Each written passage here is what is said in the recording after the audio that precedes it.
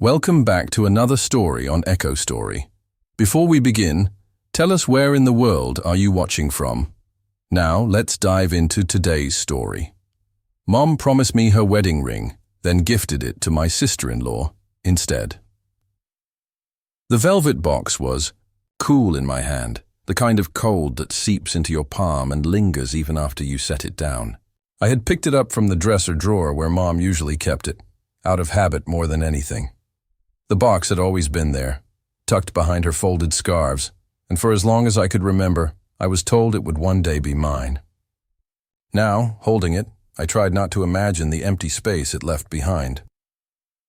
I was standing in my childhood bedroom, staring at the walls still painted the same pale green they'd been since I was 14. My wife, Claire, was in the kitchen with Dad, laughing about something I couldn't hear clearly over the hum of the refrigerator. Meanwhile, my brother, Ryan, and his wife, Elise, were due any minute.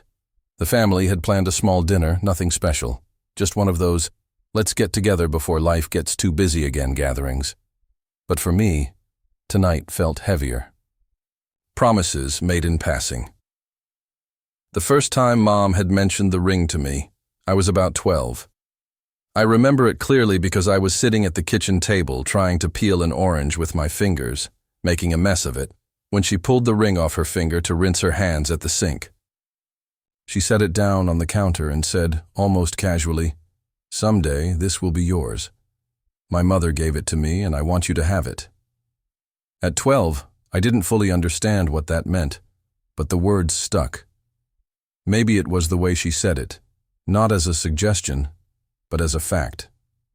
Over the years, she repeated it a few times, always in small moments, while folding laundry or when I helped her clean out the garage. Each time, her tone was the same, matter of fact. It wasn't about money or even tradition, it was about connection. The ring had belonged to my grandmother, a woman I barely remember except for the smell of lavender lotion and the way she always pressed a butterscotch candy into my hand when we visited. When she passed, Mom inherited the ring, and it became part of her daily look.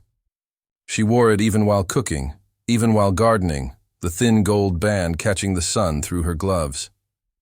It wasn't flashy, just a solitaire diamond on a simple band, but it carried the weight of family history, and for years I carried the unspoken assumption that it would one day rest in my palm for good. A dinner like any other, by 6:30, everyone had gathered in the living room. The smell of roasted chicken filled the house, and Mom had her apron on, cheeks flushed from the oven heat. Claire and Elise set the table while Ryan and I hovered, awkwardly near the couch, sipping beer from sweating bottles. "You still working those long shifts?" Ryan asked, more as a way to fill silence than actual curiosity. "Yeah," I said. "Shop's been busy lately." He nodded but didn't press further. That was typical Ryan, never one for deep conversation unless it was about his work or his latest fitness routine. He'd always been the golden boy of the family, the one who could do no wrong. He got the grades, the sports trophies, the leadership awards. I wasn't jealous anymore, not exactly, but I knew the comparison had never really left our parents' minds. Dinner itself was unremarkable. We passed plates, clinked glasses, shared small updates. Dad made a joke about the football game on TV last weekend. Elise talked about a new project at her firm, and Claire kept refilling everyone's water glasses out of habit. But as dessert plates were cleared, Mom disappeared into her bedroom. When she came back, she was holding the velvet box. The moment, she didn't sit down right away. Instead, she stood behind Elise, resting a hand lightly on her shoulder. "I've been meaning to do this for a while," she said, voice steady, almost cheerful. "And tonight feels right." The box was in her other hand. I recognized it instantly. The same one I'd held earlier, the one that was supposed to carry a promise. My chest tightened. Mom set the box in front of Elise. "This was my mother's," she said softly. "And then mine. I want you to have it now." Elise's eyes widened. She put a hand to her mouth. "Oh, Margaret, are you sure?" "Of course," Mom said. "You're family. You're part of us." Ryan grinned, proud, like it was a natural honor bestowed on his wife. Claire looked between me and the table, her lips pressing into a thin line. And me, I just stared at the box. I knew that box. I knew the weight of it, the promise inside. And in that moment, it felt like someone had pulled the rug out from under me. The quiet reaction, I didn't say anything right away. I couldn't. My throat had tightened, and the words just wouldn't form. Elise opened the box, gasping when she saw the ring, and everyone leaned in to admire it. Mom beamed, Dad nodded, approvingly, and Ryan wrapped an arm around his wife's shoulders. I excused myself under the pretense of needing the bathroom. In reality, I just needed air. In the hallway, I pressed my palm against the wall, trying to steady myself. It wasn't about the jewelry itself. It was about the years of expectation. The repeated assurance, the private promise that had been broken without hesitation. It wasn't even a conversation. Just a decision made and carried out like my place in it never existed. From the dining room, laughter carried down the hall. Elise's voice, warm and grateful, mixed with Mom's. I stayed where I was, staring at the scuffed floorboards until Claire came to check on me. "You okay?" she asked gently. "Not really," I admitted.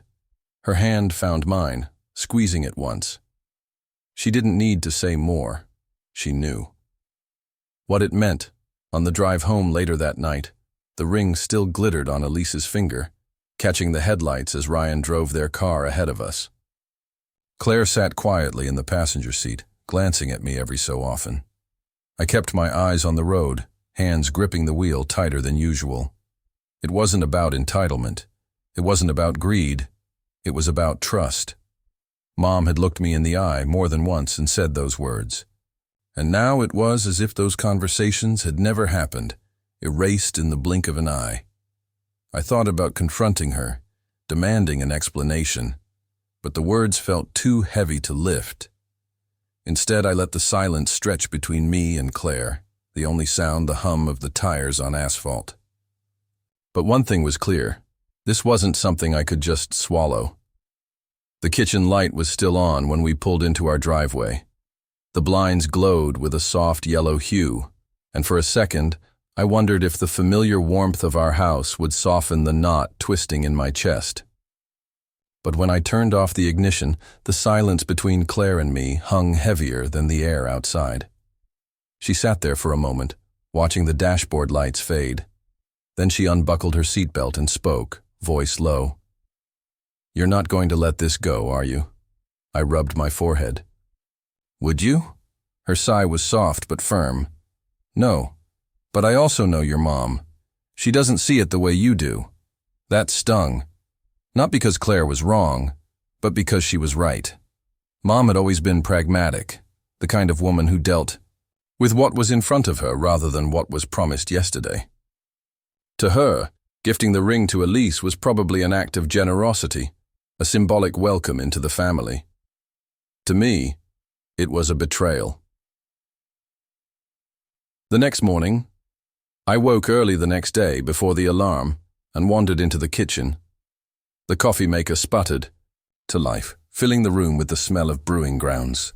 I stood at the counter, staring at the slow drip, trying to gather my thoughts. Claire joined me a few minutes later, wrapped in her robe, hair tangled from sleep. She poured herself a mug and leaned against the counter. "You need to talk to her," she said. I nodded, but didn't answer. The truth was, I didn't know how. Confrontation had never been my strong suit. I was the kid who avoided arguments at the dinner table, the teenager who took the blame for broken things I hadn't touched just to keep the peace. Ryan had been the opposite. He thrived on winning, on pressing his point until everyone else gave up. Maybe that's why Mom gave him the ring story to carry now. But silence wasn't working anymore. The more I thought about it, the more it ate at me.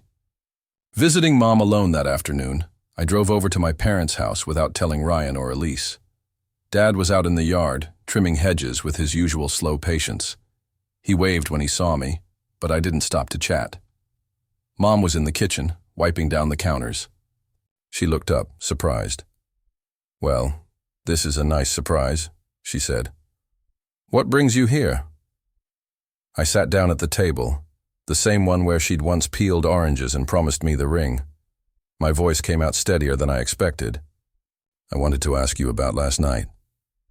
She frowned slightly, setting the rag aside. "About dinner?" "No. About the ring." Her shoulders tensed, just a fraction, but enough for me to notice. She pulled out a chair across from me and sat. "I thought it was the right time," she said simply. "Elise has become such a big part of this family. It felt right to pass it on." I tried to keep my tone calm. "You told me more than once that it would be mine." Her expression softened, but she didn't look guilty. More puzzled, like she didn't understand why I was holding on to this so tightly. "Sweetheart, that was years ago. Things change. You're married now. You've built your own traditions. The ring doesn't define that." My throat tightened. "It's not about tradition. It's about your word." For the first time, her eyes flickered with discomfort. She looked down at her hands. "I didn't think you'd be upset." Dad's quiet entrance. The back door opened, and Dad stepped in, wiping his hands on a rag. He paused when he saw us at the table. "Everything all right?" Neither of us answered right away. Mom glanced at him, then back at me. "I'm fine," I said, though my voice betrayed the edge underneath. Dad studied me for a moment. He'd always been better at reading me than Mom. Finally, he nodded once and went to the sink, running the water. He didn't push, but his presence alone added weight to the silence. Mom sighed.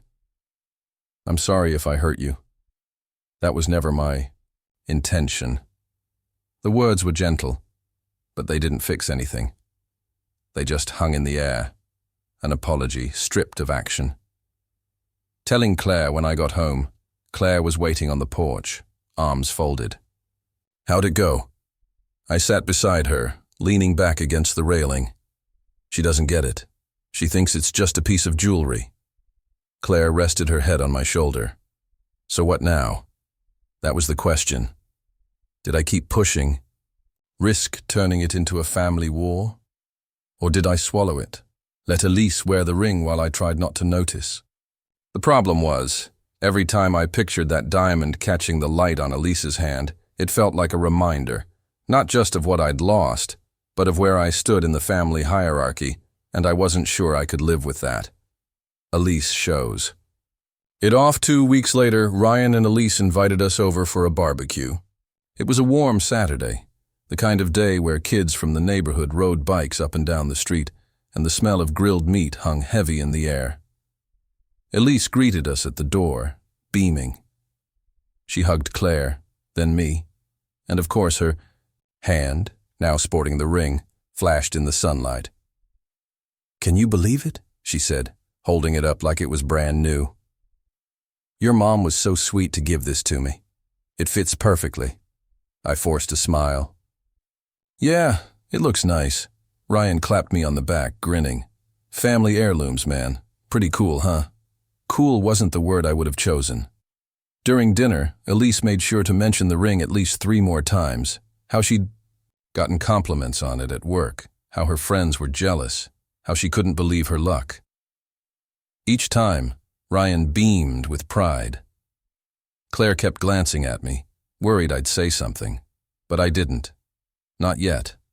Small cracks that night. After we got home, I sat at the kitchen table long after Claire had gone to bed. The house was quiet, but my head was loud. Every little memory of Mom's promises replayed, colliding with Elise's voice bragging about the ring. Finally, I pulled out my phone and typed a message to Ryan. "We need to talk about the ring." I stared at the words for a long time. Then I deleted them. Instead, I opened a blank note and just started writing. Everything I wanted to say. Everything I couldn't get out loud. By the time I stopped, it filled nearly a page. But it wasn't enough. A choice looming in, The days that followed, I avoided calling Mom. When she texted about stopping by for Sunday dinner, I told her I was busy. Claire urged me not to withdraw, but I couldn't pretend things were normal. The ring had become more than just metal and stone. It was a wedge. And every time I thought about Elise flaunting it, about Mom dismissing her promise like it was nothing, the wedge pushed deeper. The choice was becoming clear. Either confront this fully or let it silently poison everything else. And I was starting to lean toward confrontation. The phone call came on a Tuesday evening, right as I was rinsing the dinner plates. Claire was folding laundry in the living room, the TV murmuring low in the background. When my cell lit up with Mom, I hesitated. For weeks, I'd been ignoring her invitations, keeping contact minimal. But tonight, something in me, whether guilt or exhaustion, made me swipe to answer. "Hey, Mom." Her voice came through warm, casual. "Hi, sweetheart. Haven't heard from you much lately. Everything all right?" I dried my hands on a dish towel, staring out the kitchen window. The streetlights buzzed faintly against the dark. "Yeah, just busy." She didn't press at first. We talked about the weather, Dad's latest project in the yard, even a neighbor's dog that kept escaping. But eventually, her tone shifted. "I can tell something's wrong," she said. "Is this about the ring?" The edge of politeness, the word alone, made my jaw tighten. "Yeah, it's about the ring." She sighed softly, the kind of sigh she used when we were kids, and she was tired of refereeing. "Honey, I really didn't mean for this to hurt you. It was a gesture of love, not a slight." "It didn't feel like love," I said quietly. "It felt like you erased me from the promise you made." There was a pause. The TV in the living room clicked to a commercial, a jingle echoing faintly. "You're my son," she said, her voice firmer now. "Nothing changes that, but you're holding on to words I said years ago in passing. You can't let every offhand comment dictate your happiness." Offhand? The word landed like a stone in my stomach. "You said it more than once. You looked me in the eye, Mom. That wasn't offhand." Her silence stretched too long. Then she said, "I thought you were stronger than this." That cut deeper than I expected. Claire weighs. And after I hung up, I sat at the table with the phone, still in my hand. Claire came in, carrying a folded stack of towels. "That was her, wasn't it?" I nodded. "She doesn't get it." "No," I said. "She doesn't want to get it." Claire set the towels down and sat across from me. "So what's next?" "You can't stay stuck in this loop forever. Either you let it go or you make her see it differently." Her eyes held mine, steady. She wasn't pushing me one way or the other, but I could tell she wanted me to choose a direction, and for the first time, I felt the stirrings of resolve. Ryan's defense that weekend, Ryan called. His timing was suspicious, like maybe Mom had nudged him. "Hey, bro," he said, casual as ever. "Mom mentioned you've been acting weird about the whole ring thing." I clenched my jaw. "Weird?" "She broke her word, Ryan." He chuckled lightly, the sound grating. "Come on, man, it's just a ring. Elise loves it. You should have seen her face when Mom gave it to her. Don't ruin it with drama." I gripped the phone tighter. "It's not just a ring. It's the promise behind it." "Dude," Ryan said, his tone slipping into condescension. "Mom probably said that to you when you were a kid. Things change. You can't expect her to be bound to something she said years ago." I bit back my anger. Funny how things always change in your favor. That shut him up for a second. Then he muttered, "You're overreacting." The call ended shortly after, but my blood kept simmering long into the night. A family dinner boils. Over a week later, Mom insisted on Sunday dinner. Against Claire's quiet warning glance, I agreed. When we arrived, Elise greeted us like nothing was wrong. She hugged me, the ring flashing under the overhead light. "Margaret, the girls at work keep asking about this ring," she said, turning her hand to admire it. They can't believe it's vintage. I sat down at the table, forcing myself to chew the roast chicken Mom served. Conversation flowed around me, but every time Elise mentioned the ring, 3 times, 4 times, I felt the pressure building in my chest. Finally, when Dad asked Ryan to pass the potatoes, I couldn't hold it anymore. "Why did you do it, Mom?" The words came sharper than I intended. The table went still. Forks hovered mid-air. Claire's hand brushed against my thigh under the table, a silent plea to steady myself. Mom blinked, setting her glass down. "Do what?" "Give her the ring." After telling me for years it was mine. Ryan groaned. "Not this again." "But—" I didn't look at him. I kept my eyes on Mom. The lines are drawn. Her face was calm, but her voice carried steel. "Because I wanted to. Because Elise is part of this family too. It's not a betrayal. It's a gift. To me, it's a broken—" "Promise," I said. The silence stretched. Elise shifted in her seat, uncomfortable. Ryan set down his fork, eyes narrowing. "You always find a way to make yourself the victim," he said. "It's pathetic." That hit me harder than I wanted to admit. But I didn't back down. "Call it what you want. I just know what was promised." Mom's lips pressed into a thin line. Dad cleared his throat, but he didn't intervene. Claire squeezed my knee under the table. Dinner continued, stilted and quiet, but the air never cleared. When we left, I knew something had shifted for good. The silent fallout over the next few weeks. Phone calls dwindled. Mom stopped inviting us to dinner. Ryan sent me short, clipped texts when necessary, nothing more. Elise, of course, posted photos on social media, her hand posed just so, the ring catching light in every shot. It wasn't just jewelry anymore. It had become a symbol of where I stood, or rather didn't, in this family. Claire noticed me retreating more, staying late at work, avoiding conversations. "You can't let them define your worth," she told me one night, gently touching my arm. "I know," I said, "but it feels like they already did." A plan taking shape one evening, while sorting through an old box of my grandmother's things I'd kept in the attic, I found a photograph. It was her wedding picture, sepia-toned and faded, but the ring gleamed on her hand. I stared at it for a long time. This was the ring before it was Mom's, before it was Elise's. It was a thread of history, passed down with intention, and it made me realize something. Maybe Mom had broken her word, but that didn't erase the truth of what had been said. The ring wasn't just Elise's now. It was a fracture, a reminder. And maybe, just maybe, I could make that reminder impossible for anyone to ignore. Thanksgiving came sooner than I wanted. The leaves had already dropped from the big maple in our front yard, leaving bare branches scratching against the windows whenever the wind pushed through. Claire and I loaded the car with a pumpkin pie, a tray of roasted vegetables, and that familiar knot of unease that had settled between us and my family since the last dinner. The drive to my parents' house felt heavier this year. Normally, the radio would be on, maybe some classic rock or an old country station, Claire humming under her breath. But this time, the silence filled the car like fog. When we finally pulled into the driveway, Ryan's truck was already parked. Out front, Elise's SUV beside it. I sat for a moment, hands on the wheel, staring at the house where I grew up.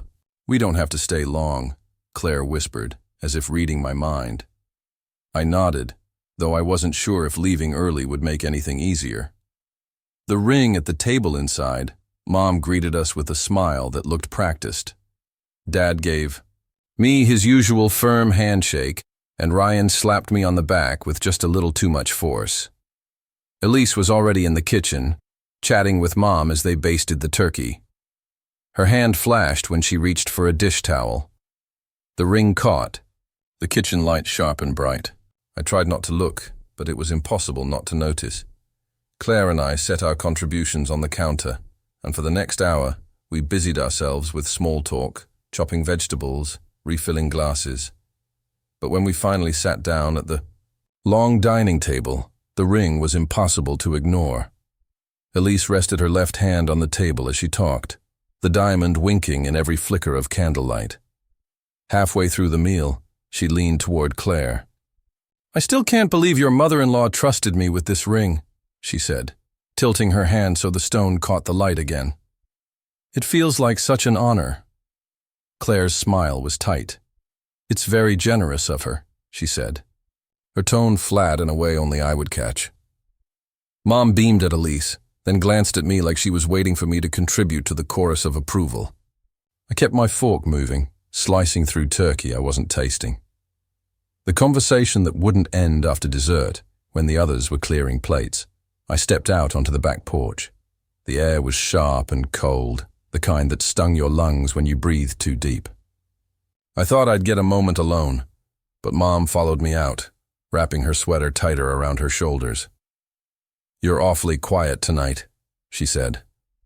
"I'm trying to be," I answered. Her brow furrowed. "Still about the ring?" I turned to face her. "Mom, you made me a promise, more than once, and now every time I see that ring on Elise's hand, it feels like you're telling me your word doesn't matter." She sighed, rubbing her temples. "I wish you'd stop holding on to this. I can't go back and change what I did.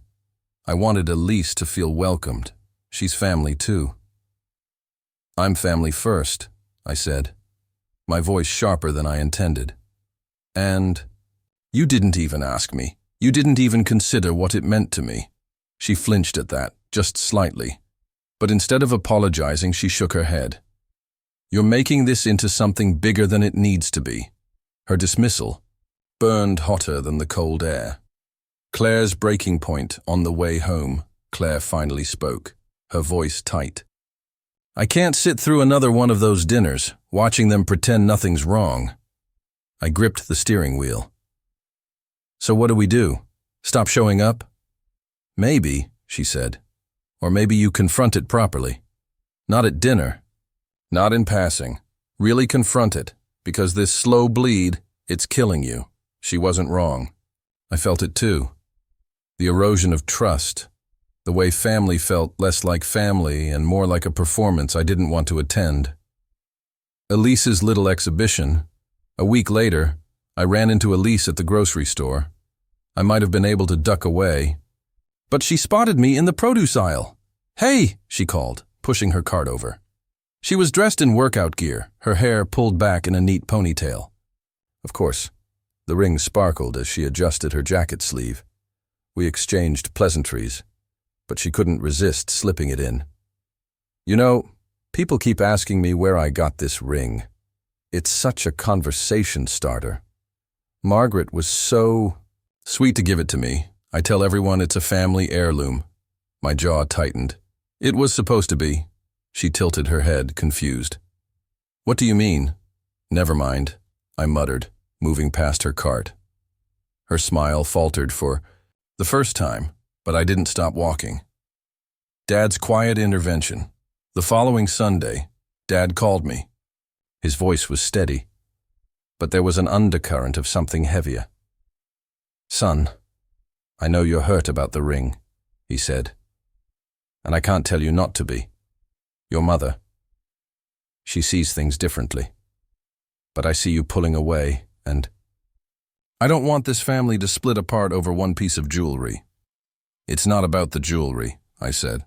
"I know," he replied. "It's about her word. And you're right. She did tell you. More than once. I heard it too. That admission startled me.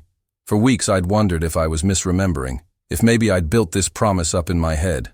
But hearing Dad confirm it, hearing him validate it, made the wound feel both sharper and strangely lighter. "But she's your mother," he continued. "And she's stubborn. If you want her to see this, you'll have to show her, not just tell her." A different kind of proof later that night, I pulled out the old photograph of my grandmother in her wedding dress. The sepia tones blurred her features, but the ring was clear. The promise had roots deeper than Mom's decision, deeper than Elise's finger. I thought about what Dad said. Show her, not just tell her. So I made copies of the photograph. One for me, One for Claire, one I slipped into an envelope addressed to Mom with a short note. You once told me this ring would carry through me. I'm holding you to your word, even if it no longer rests in my hand. I didn't know what I expected. Anger, silence, maybe nothing at all. But I needed her to see that the promise was more than a passing comment. It was history. It was memory. It was me. Mom's response. The envelope sat unanswered for days. Then one evening, just before bed, I got a text from Mom. I got your note. I didn't realize you remembered it that clearly. I need time to think. No apology, no defense, just acknowledgement. It wasn't enough. But it was the first time she hadn't brushed it off entirely. A family on thin ice December rolled in with cold mornings and long nights. Christmas invitations came, but they carried tension in the phrasing. Mom wanted us all together, but I could tell she was bracing for conflict. Ryan, of course, sent a group text about exchanging gifts. Elise chimed in with a photo of her wearing the ring while wrapping presents, captioned, "My favorite gift already came early this year." Claire showed me the photo and shook her head. She knows exactly what she's doing. I couldn't argue. And that's when the decision started to take shape. Not to lash out, not to break things further, but to find a way to make the truth impossible for them to ignore. Christmas morning always smelled the same in my parents' house. Pine needles from the tree mixing with cinnamon rolls fresh from the oven. Normally, I'd feel that familiar swell of nostalgia stepping through their door, but this year it was different. Claire and I arrived early, partly to help set up, partly because I wanted to steel myself before Ryan and Elise walked in. Mom greeted us with a smile that didn't quite reach her eyes. Dad gave me a quiet nod, the kind that said more than words. The living room was decked out in garland, stockings, and the old nativity set that had been chipped since I was a kid. And there, on the coffee table, sat the envelope I'd sent weeks ago, the photograph of my grandmother's hand, the ring glinting even in faded sepia. Mom must have put it there deliberately. The gathering Ryan and Elise arrived not long after, carrying gifts wrapped in metallic paper. Elise was dressed sharply, her hair curled, her hand raised in a casual wave that showed off the ring. She placed the presents under the tree, and the diamond caught the glow of the Christmas lights. "Doesn't it look perfect under the tree?" she said, holding her hand out like she was part of the decorations. Claire shifted beside me, her jaw tightening. I put a hand on her back, a quiet reminder to breathe. We opened gifts, the usual chaos of torn wrapping paper and thank yous filling the room. Mom unwrapped a framed photo Claire and I had chosen, one of all of us together from 3 Christmases ago, before the ring ever became an issue. For a moment, her eyes softened, but then she set it aside, smoothing the paper on her lap. When the unwrapping was done, the only thing left on the coffee table was the envelope. Dad cleared his throat, leaning back in his chair. "Before we move on to dessert, maybe we should talk about what's been sitting there." The room quieted. The conversation Mom picked up the envelope, running her fingers along the edge. She didn't open it. She didn't need to. She looked at me instead. "I know why you sent this," she said softly. "And I can't pretend I don't remember what I told you. You're right, I did say it would be yours." The air shifted. Even Ryan sat up straighter. Elise glanced between us, her smile faltering. "I didn't mean to break your trust," Mom continued. I thought giving it to Elise would bring us closer as a family. But I see now it's done the opposite." I swallowed hard, my voice quieter than I meant.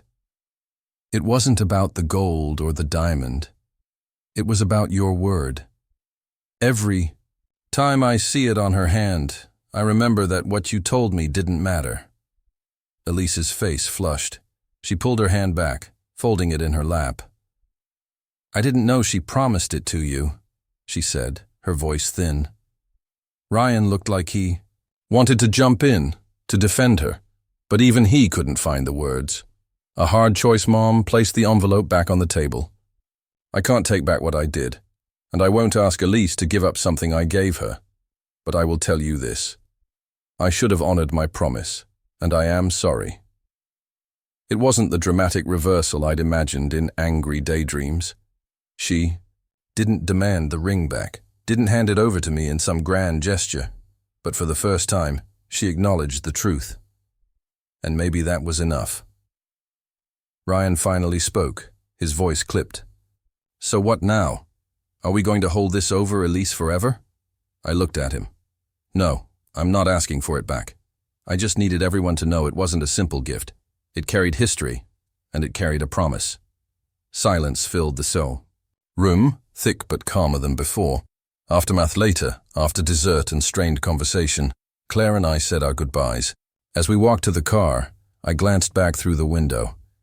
Mom was sitting alone at the table, the envelope still in front of her. In the weeks that followed, things didn't magically fix themselves. Ryan stayed defensive, Elise wore the ring less openly, and Mom seemed quieter when she called. But there was a shift, subtle but real. My voice had been heard.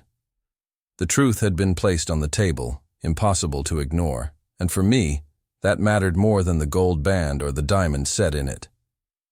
Closing the loop months later, while cleaning, out a drawer at home, I found one of my grandmother's old handkerchiefs, embroidered with her initials, worn but still holding faint traces of lavender.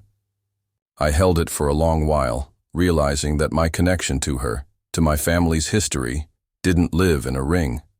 It lived in memory, in the stories I carried, in the moments no one could take from me. Mom's promise had been broken, but I wasn't broken with it. If this story moved you, subscribe for more real-life confessions and emotional journeys like this one.